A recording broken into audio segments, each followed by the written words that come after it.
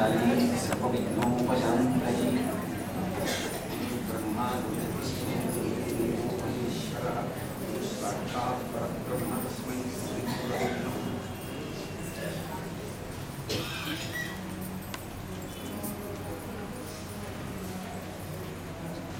व्यासाय विष्णुरूपाय व्यासरूपाय विष्णवे नमो वै ब्रह्मनिधये वासिष्ठाय नमो नमः। पूजन्तं राम रामेति मधुरं मधुराक्षरम् आरुह्य कविताशाखां वन्दे वाल्मीकिकोटिलं। श्रुतिस्मृतिपुराणानाम् आलयं करुणालयं नमामि भगवत्पादशङ्करं लोकशङ्करम्। वागर्थाविषजं प्रत्तं वागर्थप्रतिपत्तये जगतः पितरौ वन्दे पार्वती परमेश्वरौ। सूक्तिं समग्रयितुः स्वयमेव लक्ष्मीः श्रीरङ्गराजमहिषीमधुरैकटाक्षैः वैदग्ध्यवर्णकुलकुम्भनगौरवैद्यां कण्डूलकर्णकुहराः कवयोधयन्ति। हैमोत्पपुण्ड्रमजहन्मकुटं सुनासं मन्दस्मितं मकरकुण्डलचारुगण्डं बिम्बाधरं बहुलदीर्घकृपाकटाक्षं श्रीवेङ्कटेशमुखमह्मनिसन्निधत्ताम्। मलपटी कमलकुटी पुस्तकरुद्राक्षसस्तहस्तपुटी कामाक्षी लक्ष्मलाक्षी कलितविपञ्ची विभासि वीरिञ्ची मनोजवं मरुतुल्यवेगं जितेन्द्रियं बुद्धिमतां वरिष्ठं वातात्मजं वरदयूथमुख्यं श्रीरामदूतं शिरसा नमामि। आपदामपहर्तारं दातारं सर्वसम्पदां लोकाभिरामं श्रीरामं भूयो भूयो नमाम्यहम्।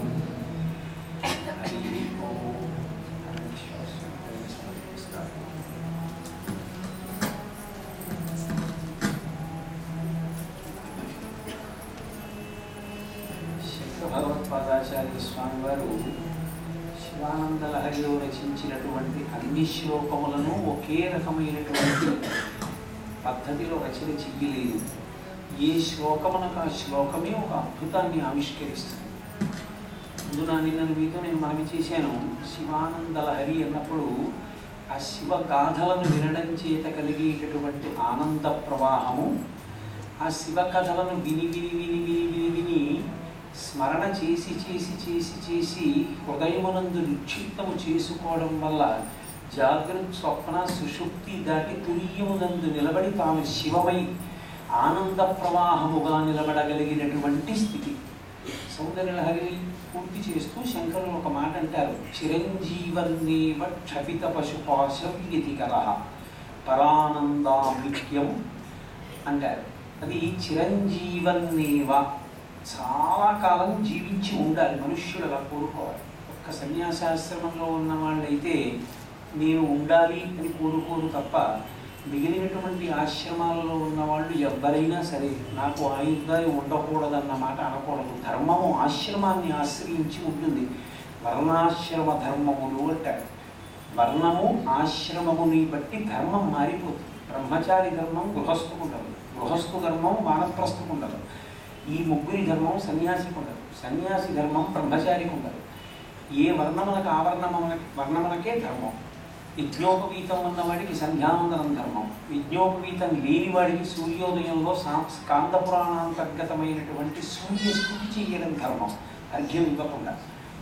ఎవరికి ఉండే ధర్మం వారికి ఉంటుంది. ఈ ధర్మం అంతా కూడా వర్ణము ఆశ్రమము ఈ రెండింటిని ప్రాతిపదికగా చేసుకుని ఉంటుంది. అది అందరినీ పైకి ఎత్తడానికి వీలుగా ధర్మము నిర్ణయము చేయబడింది. ఎవరి చేత? కేవలము భగవానుడి చేత. అది ఎవ్వరూ నిర్ణయం చేయలేదు. ధర్మమును చెప్పడానికి అధికారి ఎవరు అంటే కేవలము పరమేశ్వరుడే. ఆ పరమేశ్వరుని చేత చెప్పబడినటువంటి వ్యవస్థలో అన్ని ఆశ్రమాల వారు, సన్యాసికి శరీరం మీద ఏ విధమైన మక్కువ ఉండదు కాబట్టి ఆయన దానితో ఉండాలి అని కోరుకోరు. మిగిలిన వారు నాకు అక్కర్లేదండి ఆయుర్దాయం అనకూడదు, అదో పిచ్చుకోదు. అర్థం పర్థం లేని మెట్ట వేదాంతం అంటారు. కొంతమంది తెలియక ఏముందండి అంటుంటారు. తప్పలు అనకూడదు.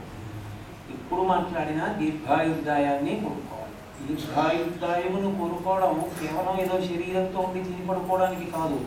చిరంజీవన్నేవ క్షపిత పశుపాశవ్యతికరః అంటారు శంకరాచార్య వారు.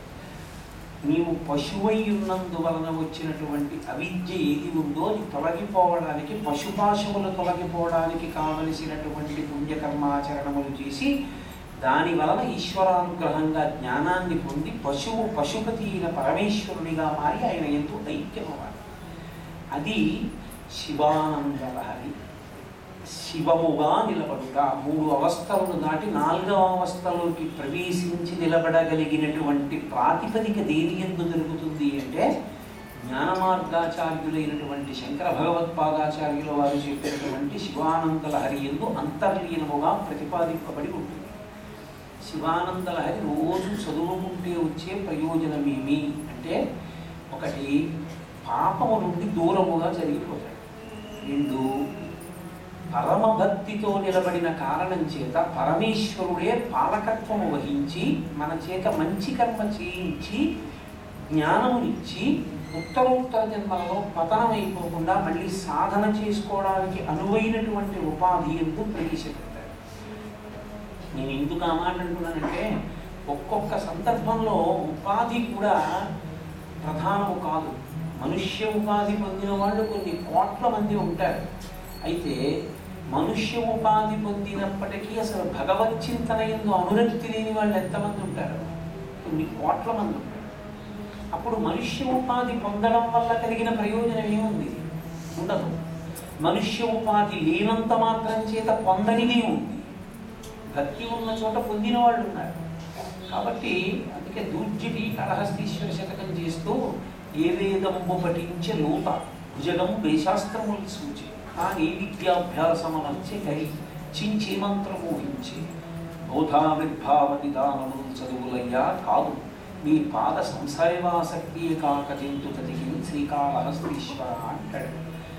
కాబట్టి పశుపాశములు పోవడానికి ప్రధానమైన స్థితి ఎక్కడ ఉంటుంది అంటే భగవద్భక్తి ఎందు. శంకరుడు భగవద్భక్తి అన్న మాటని స్వస్వరూపానుసంధానం భక్తి. కాబట్టి ఆ స్వస్వరూప భాష దేని వలన కలుగుతుంది అంటే శివానందలహరి చదవడం వల్ల కలుగుతుంది. శంకరులు తన వాంగ్మయంలో సాధారణంగా క్షేత్రముల ప్రసక్తి తీసుకురారు. వారి వాంగ్మయానికి ఉన్నటువంటి ప్రత్యేకతలలో అదొకటి. ఆయన ఎప్పుడూ క్షేత్రం గురించి ప్రస్తావన చేయరు. అంత గొప్ప సౌందర్య లహరిలో ఆయన అసలు ఎక్కడా అమ్మవారి క్షేత్రముల గురించి మాట్లాడలేదు. ఒకే ఒక్క శ్లోకంలో మాత్రం కించిత్ సూచన చేశారు. విశాలా కళ్యాణి స్ఫుటరుచిరయోధ్యా ముఖవయై కృపాధారా ధారా కిమపి మధురా భౌగవతిగా అవంతి సృష్టిస్తే బహునగర విస్తార విజయ అంటూ అమ్మవారి కన్నుల సౌందర్యం చెప్పినప్పుడు మాత్రం కొన్ని నగరాల పేర్లు చెప్పారు. క్షేత్ర ప్రసక్తి చేయలేదు శంకరాచార్య. వారి వాంగ్మయంలో ఒక ప్రత్యేకత. వారు ఏ క్షేత్రాన్ని కానీ ఒక ప్రత్యేకమైన క్షేత్రమనందున్నటువంటి పరమేశ్వర స్వరూపాన్ని కానీ ఆయన మాట్లాడరు. అది అలా అవసరం అనుకుంటే వేరే దానికి శీర్షిక పెట్టి ద్వాదశ జ్యోతిర్లింగ స్తోత్రము అని దాని గురించి వేరుగా మాట్లాడారు.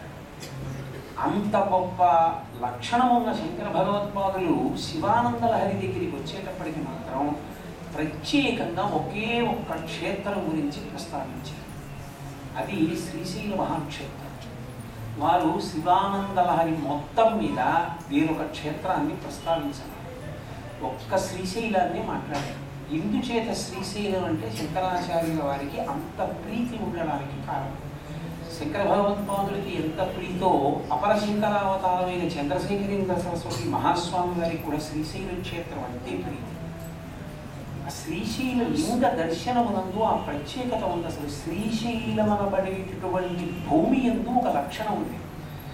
తొందరగా మనస్సు వెనక్కి వెళ్ళి ఆత్మ ఎందు నిలబడుతుంది, ధ్యాన సిద్ధి కలుగుతుంది. అందుకే యోగతారావళి చేస్తూ శంకరాచార్య వారు మాట అంటారు, శ్రీశైల శృంగపుహరీషు పదోపలప్సే గాత్రం యదామలతాహ పరివేషయంతి అన్నారు. అక్కడ కూడా శ్రీశైలం గురించి చెప్పారు. ఈ శివానందలహరిలో కూడా వారు 50వ శ్లోకం దగ్గరికి వచ్చేటప్పటికీ అత్యంత గంభీరమైన లోతైన ప్రవాహం. లహరి కదండి, లహరి అంటే ప్రవాహం. ప్రవాహము అన్నప్పుడు అది నది అనండి, ఏరనండి, దానికి ఒక లక్షణం ఉంటుంది. 2 ఒడ్లు ఉంటాయి. ఒక ఒడ్డు నుంచి దిగాలి, రెండో ఒడ్డు నుంచి ఎక్కాలి. శివానందలహరికి 2వ ఒడ్డు ఉండదు.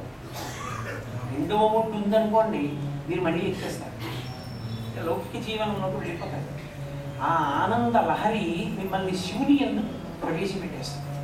కాబట్టి రెండవ ఒడ్డు ఉన్న ఏరు కాదు అది, మీరు దిగడానికి ఒడ్డు తప్ప అటువైపు నుంచి ఎక్కడానికి ఒక ఒడ్డు ఉండదు ఆ లహరికి. అటువంటి శివానంద లహరి అది ప్రవాహం అయితే, నది అయితే నదికి బాగా లోతు ఎక్కడ ఉంటుంది, మధ్యలో ఉంటుంది.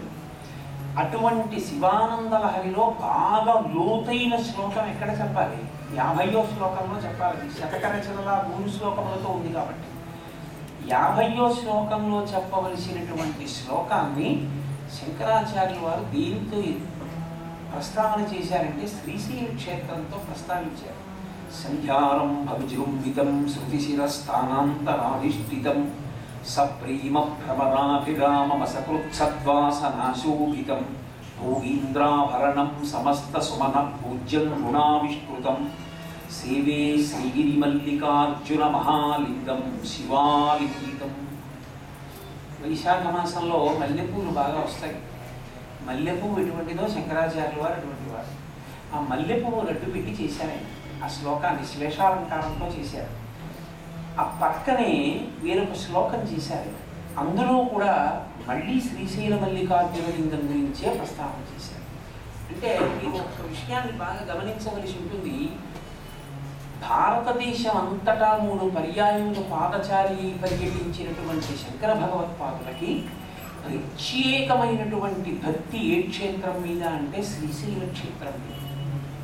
అక్కడే వారు తన శిరస్సు కాపాలికునికి ఇస్తే పద్మపాదాచార్యుల వారు నృసింహమంత్రోపాసన చేస్తే నరసింహస్వామి వచ్చి రక్షించాడు.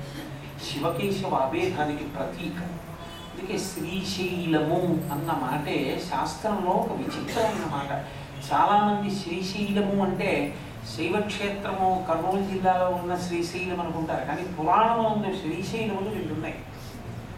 వరాహ పురాణంలో శ్రీకృష్ణ పరమాత్మ యొక్క తల్లి అయిన యశోద ఆయన అడిగింది, మనస్సీదతి మే కృష్ణ తవ కళ్యాణ వీక్షణి. ఇన్ని కళ్యాణాలు చేసుకున్నావు, నేను చూడలేదయా, నీ కళ్యాణం చూడాలి.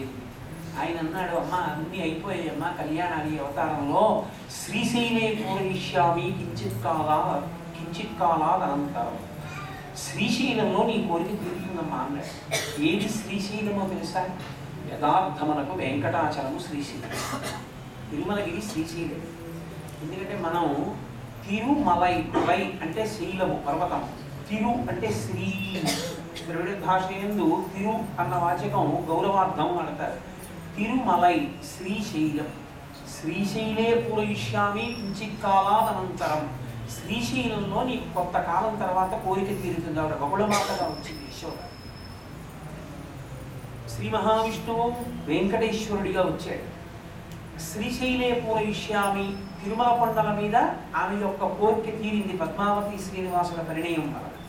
రెండవ శ్రీశైలం కరచరణాదులతో ఉన్నటువంటి రూపాన్ని పట్టుకుని ఆరాధన చెయ్యగా చెయ్యగా చెయ్యగా వచ్చేటటువంటి గొప్ప పురోభివృద్ధి ఏది అంటే అరూపరూపి యొక్క ఉపాసన.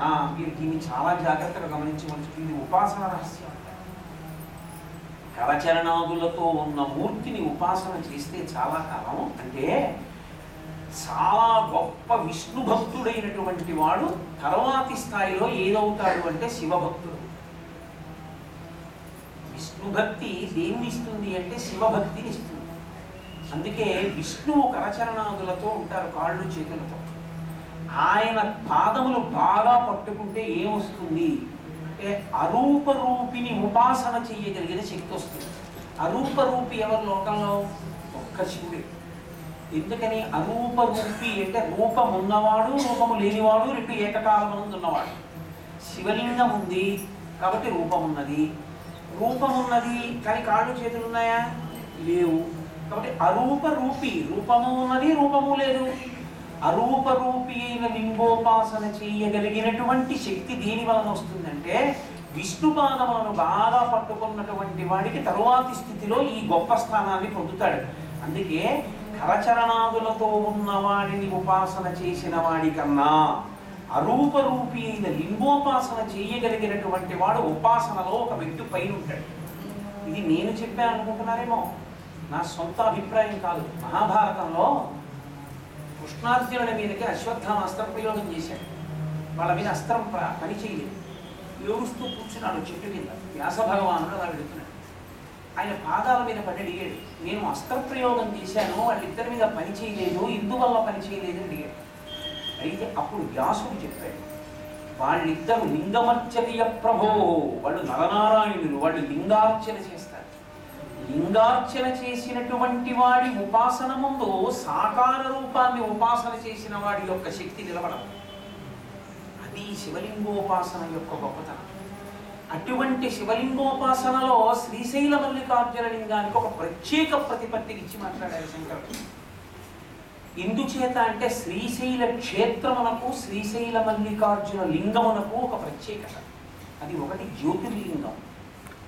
జ్యోతిర్లింగం అంటే దీపం ఉంటుంది అందులో. మరి జ్యోతిలేని లింగము జ్యోతిర్లింగం ఎందుకైంది? మిగిలిన ఎందుకు జ్యోతిర్లింగములు కావు? జ్యోతిర్లింగం అన్న మాటకు అర్థం ఏంటంటే ఎక్కడ దీపం ఉన్నదో అక్కడ చీకటి లేదు. తమసోమా జ్యోతిర్గమయ, మృత్యోర్మా అమృతలింగమయ. జ్యోతిర్లింగము అన్న మాటకు అర్థం అజ్ఞానము నుండి జ్ఞానములోకి ఈడ్చి తీసుకెళ్ళి అంత శక్తివంతమైనటువంటి కేంద్రం. అటువంటి జ్యోతిర్లింగములలో శ్రీశైల క్షేత్రమునందు అందరూ ప్రవేశించి ముట్టుకుంటారు. గుడి దర్శనం అంతటి ఉదాహరణ. మీరు ఏదైనా ఊరి నుంచి వెళితే శౌచసిద్ధి పొందకుండా, అంటే స్నానాదులు చెయ్యకుండా ఆ మురికి కాళ్ళు చేతులతో వెళ్ళి ఆయన్ని ముట్టుకుంటే ఆయన పొంగిపోతాడు. అంటే అంతటి ఉదాహరుడు, అంతటి శక్తివంతుడు అంత కిందకొచ్చి నిలబడతాడు శ్రీశైలం. అందుకే శివమహిమ్నా స్తోత్రం చేస్తూ పుష్పదంతుడు అంటాడు, నమో నిధిష్టాయ ప్రియతవ దవిష్టాయ చ నమో నమో అని. బాగా దూరంగా ఉండేవాడు ఆయనే, బాగా దగ్గరగా ఉండేవాడు ఆయనే, బాగా వృద్ధుడు ఆయనే, బాగా పిల్లవాడు ఆయనే. రెండు తీవ్రమైనటువంటి విషయాలు ఏకకాలమునందు ఒకదాని యందు పర్యవసించి ఉండేటటువంటి క్షేత్రము శ్రీశైల క్షేత్రం. అందుకే అక్కడ ధ్యానం చేస్తే తొందరగా మనస్సు వెనక్కి వెళ్ళిపోతుంది. ఆ క్షేత్రం ఒక ప్రసిద్ధి కాదు, ఎన్ని రకాల బహుభంగిమల విచిత్రమైన క్షేత్రం. అటువంటి శ్రీశైల మల్లికార్జున క్షేత్రంలో ప్రతిరోజు మల్లికార్జునులకు సుప్రభాతం జరుగుతారు. సుప్రభాతం ఒక గొప్ప మానసికమైన సేవ. నిజానికి ఈశ్వరుడికి సుప్రభాతం చదవడం కన్నా అసందర్భమైన విషయం లోకంలో ఇంకోటి. ఆయనకి సుప్రభాతం చదవడం అంటే ఏమిటి?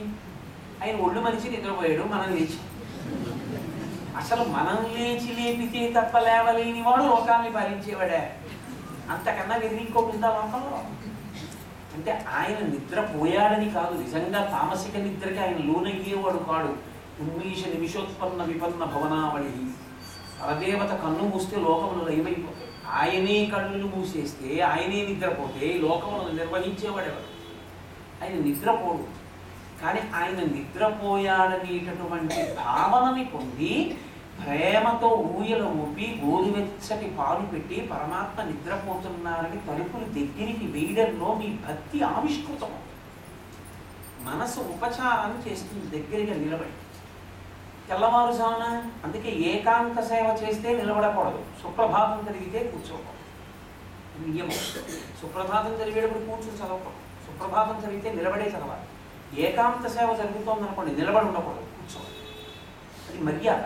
సేవయందు అంతర్భాగంగా మీ మనస్సును అనుసరించి శరీరము కలిసి పని చెయ్యాలి. సుప్రభాతం చదువుతారు శ్రీశైల మల్లికార్జున క్షేత్రమునందు కూడా. వెంకటేశ్వరుడికి ఎలా చదువుతారో అలాగే చదువుతారు. కానీ యథార్థమునకు నాకేమీ శివకేశవ భేదాలు లేవు. నేను శంకరాచార్యుల వారి యొక్క పాదపద్మములను నమ్ముకున్నవాడిని. కానీ శ్రీశైల మల్లికార్జున సుప్రభాత శ్లోకముల యందు ఉండేటటువంటి పటిమ, వాటిలో ఉండేటటువంటి శబ్ద గాంభీర్యము, వాటిలో ఉండేటటువంటి అర్థములు చాలా బహురమణీయములుగా ఉంటాయి. అందులో ప్రపత్తి అని సరే, ప్రాత స్మరామి గణనాథ మనాథ బంధుం సింధూర పూర పరిశోభిత గండ యుగ్మం ఉద్దండ విఘ్న పరిఖండ నచండ దండ మాఖండలాది సురనాయక బృంద వంద్యం అంటూ గణపతిని నిద్రలేపడంతో ప్రారంభమవుతుంది. లేపి ప్రపత్తి దగ్గరికి వచ్చేటప్పటికంటే పరమేశ్వరుడు దర్శనమిచ్చాడు అని మనసులో ఒక ప్రహృష్టమైనటువంటి భావాన్ని పొందుతారు. అది సుప్రభాతంలో పొందవలసినటువంటి దర్శనం, గొప్ప అనుభూతి అది. అందుకు సుప్రభాతం చదవడం. ఈశ్వరాలే ఈశ్వరాలే ఈశ్వరాలే అని మీరు అన్నారు. అనగా అనగా అనగా అనగా ఆయన లేవగా నిద్ర లేస్తే సుప్రభాతం ఎక్కడ చదవాలి? పూజామందిరంలోకి వెళ్ళి చదవకూడదు, పూజామందిరం బయట నిలబడి చదవాలి. ఇప్పుడు ఆయన ఏం చేస్తాడు? లోపల పడుకున్నాడు. లోపల పడుకున్నవాడు ఎవరితో పడుకున్నాడు? ఆయన భార్యతో పడుకున్నాడు. లోకమనందు ఒక ధర్మం ఉంది. ఆయన తన భార్యతో కలిసి పడుకుని ఉండగా తలుపు తీయకూడదు. భార్యాభర్తలు పడుకోవలసిన గదిలో 2 మంచాలు వేరుగా వేసి దంపతుల్ని పడుకోమని చెప్పకూడదు, చాలా దోషం. ఒకే గదిలో 2 మంచాలు ఆ చివరోటి ఈ చివరోటి వేసి దంపతుల్ని మీరు అందులో పడుకోండి అని చెప్పాడు అనుకోండి, మహాపాపం. ఎందుకంటే అగ్నిసాక్షిగా మంత్రపురస్సరంగా వాళ్ళిద్దరిని ఏకశయ్యాగతుల్ని చేస్తారు. వాళ్ళు బతికున్నంత కాలం ఒక మంచం మీద పడుకోమంటారు. 2 మంచాలు వేసి పడుకోమంటే తప్పది. వాళ్ళు 80 ఏళ్ళు వచ్చిన వాళ్ళు అనివ్వండి, 90 ఏళ్ళు వచ్చిన వాళ్ళని పనివ్వండి, ఒక మంచమే వెయ్యాలి, అంతే శాస్త్రం. కాబట్టి అక్కడ పరమేశ్వరుడు ఏకశయ్యాగతుడై ఉన్నాడు అమ్మతో కలిసి.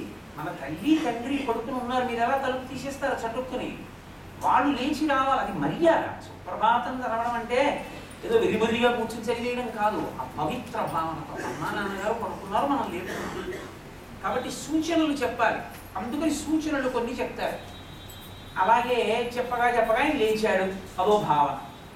ఇప్పుడు ఆయన లేచి బయటికి వస్తే ఎలా ఉన్నాడు అన్నప్పుడు మీరు ఇప్పటి వరకు లే లే లే లే అంటారు. రేఖామయధ్వజుదాకలచాత పత్ర వజ్రం కుశాంబృహకల్పక శంఖచక్రై శంఖచక్రై అని ఏవో గుర్తులు చెప్పి ఏదో ఉన్మీల్యనేత్రయుగరు యుగముత్తమ పంచరస్తాః పాత్రా వశిష్ఠక దళీఫలపాయసాని భుక్తా సలీలపదకేళి శుకాః పఠంతి శ్రీ శ్రీ శ్రీ శ్రీ వెంకటాచలపతి తవ సుప్రభాతం అంటున్నామా? ఏదో చిలకలు లేచాయి, పళ్ళు తింటున్నాయి, పక్షులు కూస్తున్నాయి. లే ఆకాశ సింధుక మలాని మనోహరాణి, ఆకాశం ఎర్రబడింది అంటే ఆయన లేచాడు. లేచి తలుపు తీసి ఆయన చక్కగా శుభ్రంగా పంచకట్టును ఓ లాల్చియో ఉత్తరయో వేసుకొని నగలన్నీ పెట్టుకుని బయటకు వచ్చాడు అనుకోండి. ఆయన పడుకున్నాడా? పడుకున్నవాడు పడుకున్నట్టే లేచి రావాలి, అదే మర్యాద. ఇప్పుడు పడుకున్నవాడు పడుకున్నట్టు లేచి వచ్చాడు అనుకోండి, మీకు దర్శనం ఇస్తే మీరు స్తోత్రం చేయకూడదు. మీ మనసులో పొంగు రావాలి ఆ రూపాన్ని చూసి. ఎందుకని అది అందరికీ దొరికే దర్శనం కాదు. నిద్ర గదిలోంచి బయటకు వస్తుండగా చూడగలిగిన వాళ్ళంటే ఎవరు? బాగా ఆత్మీయులకే దర్శనం తప్ప మిగిలిన వాళ్ళందరూ ఎక్కడ చూస్తారు? గదిలో చూస్తారు, బయట. బాగా ఆత్మీయుడైతే ఆయన నిద్ర గదిలోంచి బయటకు వస్తున్నప్పుడు చూడగలరు. కాబట్టి ఇప్పుడు మీరు చూశారు ఆయన ఎలా ఉన్నాడు. కమలాకు చచూచు కొకం కొమ్మతో నియతారు నితాకు ననీలతనో కమలాయ తలోచనలో కపతే విజయీభవ వెంకట శైలపతే. ప్రియమాన పద్మావతి దేవిని కౌగలించుకొని పడుకున్నాడు. ఆమె కుచుమలకు అలదుకున్న కుంకుమ ఆయన నల్లని వక్షస్థలం మీద అలదుకుని ప్రకాశిస్తాం. ఇప్పుడు ఆయన గబాలను అయ్యో పిల్లలు పిలుస్తున్నారని తలుపు తీసేశాడు. ఆ ఉత్తరీయం పూర్తిగా తప్పుకోలేదు. వక్షస్థలమా నల్లగా ఉంది, దాని మీద అమ్మవారి కుచుమలకు అలదుకున్న కుంకుమ అంటుకునుంది. మనం ఇలా చూడగానే అన్నమ్మా ఈయన రాత్రి భార్యని కౌగలించుకొని పడుకున్న గుర్తులు కనపడుతున్నాయి అని మనం వెంటనే ఏమంటాం? అయ్యా మాకు ఈ కోరిక తీర్చు అనం.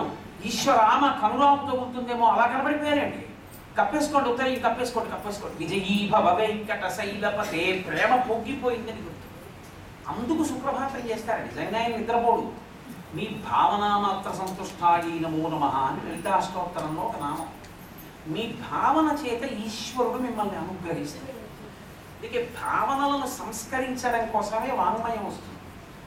కాబట్టి అలా మల్లికార్జున సుప్రభాతం కూడా నమ శివాభ్యాం నమ యవ్వనాభ్యాం పరస్పరాశ్లిష్ట వపుద్ధరాభ్యాం నగేంద్ర కన్యా వృషకేతనాభ్యాం నమో నమః శంకర పార్వతీభ్యాం అనఘం జనకం జనతాం ప్రథమం వరదం కరశూలధరం సులభం కరుణాంబునిధిం కలుషాపహరం ప్రణమామి మహేశ్వరమేకమహం అమలం కమలోద్భవగీత గుణం సమదం సమదాసురనాశకరం రమణీయ రుచిం కమనీయ తనుం నమః సాంబ శివం నతపాపహరం శివం శంకరం బంధురం సుందరేశం నటేశం గణేశం గిరీశం మహేశం దినేశేందు నేత్రం సుగాత్రం మృడానీపతిం శ్రీగిరీశం హృదా భావయామి వరకు చెప్తారు. చెప్పి వెంటనే శంకరాచార్యుల వారి శివానంద లహరిలో శ్లోకాన్ని అక్కడికి తీసుకొస్తారు. భృంగీచ్ఛా నటనోత్కట కరిమదగ్రాహీ స్ఫురన్మాధవా క్లాదో నాదయుతో మహాసితవపు పంచేషు నాచాకృతః సత్పక్షః సుమనోవనేషు సపునః సాక్షాన్ మదీయే మనోరాజీవే భ్రమరాధిపో విహరతాం శ్రీశైలవాసీ విభుః. శివానంద లహరిలో శంకరాచార్యుల వారు వాడిన మాట క్షేత్ర ప్రసక్తిని తిన్నగా తీసుకొచ్చారు శంకరుడు. శ్రీశైలవాసీ విభుః, శ్రీశైలమునందు ఉన్నటువంటి ఓ విభుగా, ఓ జగద్ధత్త అని పిలిచారు. శ్రీశైలవాసీ విభుః, శ్రీశైలమునందు ఉన్నవాడు ఎవరు? మల్లికార్జునుడు. మల్లికార్జునుడు ఎవరికి భర్త? భ్రమరాంబకు భర్త. ఆమె భ్రమరాంబ అయితే, ఆమె ఆడతుమ్మిద అయితే ఈయన ఎవరవ్వాలి? ఓ సీతాకోక చిలిప్పో మనిషినిచ్చి పెళ్లి చేయరుగా. ఆయన ఆడతుమ్మిద అయితే ఈయన ఎవరవ్వాలి? ఈయన గండు తుమ్మిద అవ్వాలి కాదు, మగ తుమ్మిదనం గండు తుమ్మిద అవ్వాలి. గండు తుమ్మిదకు ఒక లక్షణం, అది ఏం చేస్తుందంటే ప్రతి దాంట్లోనూ ఆడతుమ్మిద వెంట వెళుతూ ఆడతుమ్మిదని పిలిచి ముందు నువ్వు పుచ్చుకుంటుంది. పరమ ప్రేమ బృందమంటుంది. అది ఆ ఆడతుమ్మిదని తాగమంటుంది. అదో లక్షణం. పోతన గారు వీరేంద్ర మోక్షణంలో వర్ణిస్తారు దాని గురించి. అందుకని శంకరాచార్యుల వారి యొక్క రచన ప్రతిభ, రచన వైశిష్ట్యము అక్కడ ఉంది. ఆయన అన్నారు భృంగీచ్ఛా నటనోత్కట అని మొదలుపెట్టారు శ్లోకాన్ని. ఇచ్ఛ అంటే కోరిక. భృంగి యొక్క కోరికని అనుసరించి నర్తించేటటువంటి లక్షణము కలిగినది. మీరు ఒక అర్థంలో చూడండి, భృంగము అంటే తుమ్మెద, భృంగి అంటే నల్లనిది, అతివ, అతివ అంటే ఆడది, స్త్రీ అని ఒక అర్థం. ఆడతుమ్మెదని అనుసరించి ఆడతుమ్మెద ఎలా వెళుతోందో అలా వెళ్ళేటటువంటి లక్షణమున్న గండు తుమ్మెద. ఎందుకని? శ్లోకం చివర శ్రీశైలవాసీ విభుః ఉంది కాబట్టి అది కేవలం తుమ్మెద మీదే కాదు, శివుడి మీద కూడా. అందుకే ఏకకాలంలో ఆయన శ్లోకంలో ఉపయోగించిన ప్రతి మాట తుమ్మెదకి అన్వయం అవ్వాలి, శివుడికి అన్వయం అవ్వాలి, ఇద్దరికీ సరిపోవాలి ఆ మాట. అది శంకరాచార్యుల వారి రచన. భృంగీచ్ఛా నటనోత్కట, ఉత్కటః అంటే మనసు దాని యందు మగ్నమై ఉన్నవాడు. ఆమె ఆ తుమ్మెద, ఆడతుమ్మెద ఎటు వెళుతూ ఉంటుందో తానటు వెళుతూ ఉంటాడు. ఒక గమ్మత్తు, మీరు శైవ క్షేత్రముల యందు ఒక ప్రాశస్త్యం ఉంటుంది, మీరు జాగ్రత్తగా గమనిస్తే. ఇది మీకు విష్ణు క్షేత్రముల యందు అలా ప్రకాశించదు. విష్ణుతత్వం అదొక అందం, అదొక గొప్పతనం. శైవ క్షేత్రాల్లో ఒక్కొక్క చోట పరదేవతది పరిపాలన. ఈయన లోపల కూర్చుని ఉంటాడు. లోపల కూర్చునండి, అంటే అమ్మాయి పెళ్ళి మంచి సంబంధం, ఆ సంబంధం చేసేద్దామా? తప్పకుండా నువ్వు చూసావా అన్ని? చూశాను, చక్కగా ఉంది, ఓ అలాగే చేద్దాం. పెళ్లి గురికి ఎవరో కూడా ఆయన అవసరం, ఆవిడ నిర్ణయిస్తుంది. అలా ఆవిడ పరిపాలించి ఆయన లోపల కూర్చున్నాడు అనుకోండి, అది మధురై. మీనాక్షి పరిపాలిస్తుంది, సుందరేశ్వరుడు లోపల కూర్చున్నాడు. చిదంబరంలో నటరాజు పరిపాలిస్తాడు, శివకామ సుందరి అమ్మవారి గుడి లోపల ఉంటుంది. ఆవిడ అసలు బయటికి రాదు, ఆవిడ ఇంటి ఇల్లాలి, పెద్ద ఇల్లాలి, లోపల ఉంటుంది. గుడి కూడా మీకు చిదంబరంలో బయటకు ఉండదు, లోపల ఎక్కడో ఉంటుంది శివకామ సుందరి గుడి. అక్కడ ఇల్లాలి. వాళ్ళిద్దరిలో ఒక పెద్ద ఆట లోకంలో. వాళ్ళు ఒక చోట ఆవిడ పెత్తనం, ఓ చోట ఈయన పెత్తనం, ఓ రోజు ఆవిడ పెత్తనం, ఓ రోజు ఈయన పెత్తనం. ఆదర్శ దాంపత్యం. వాళ్ళిద్దరూ శంకరాచార్యులు వారు అంటారు, నిత్యాయ త్రిగుణాత్మనే పరిధితే కాత్యాయని శ్రేయసే సత్యాయ అద్య కుటుంబినే. వాళ్ళది ఆది కుటుంబం కనుక భృంగీచ్ఛా నటనోత్కటః. తుమ్మెద పరంగా చూస్తే ఆడతుమ్మెదని అనుసరించి తాము కూడా నర్తించే లక్షణం ఉండి కదిలుతూ వెళ్ళేటటువంటి మగ తుమ్మెద. మీరు శివపరంగా చూస్తే, ఎందుకని శ్లోకం చివర శ్రీశైలవాసీ విభుః ఉంది కాబట్టి మల్లికార్జున పరంగా చూసినప్పుడు భృంగీచ్ఛా నటనోత్కటః అంటే ఆడతుమ్మెదను అనుసరించిన వాడు అని ఒక అర్థం. ఎందుకని? అమ్మవారి కదలిక వలన కదులుతాడు ఆయన ఎప్పుడు కూడా, తప్ప తన కదలిక ముందు ఆ తర్వాత ఆవిడ కదలిక ఉండదు. ఎందుచేత అంటే నేను కదిలాను అంటే నాకన్నా ముందు మనస్సు కదిలింది అని గుర్తు. ఎప్పుడైనా మీరు ఒకటి గుర్తుపెట్టుకోండి, మీరు తేలికగా అర్థమైపోవడానికి నేను ఒక మాట చెప్తాను. కర్మ, కర్మ అంటే నా ఉద్దేశం ఒక క్రియ, ఒక పని. ఒక పని అని నేను అన్నాను అనుకోండి, ఇప్పుడు నేను ఉపన్యాసం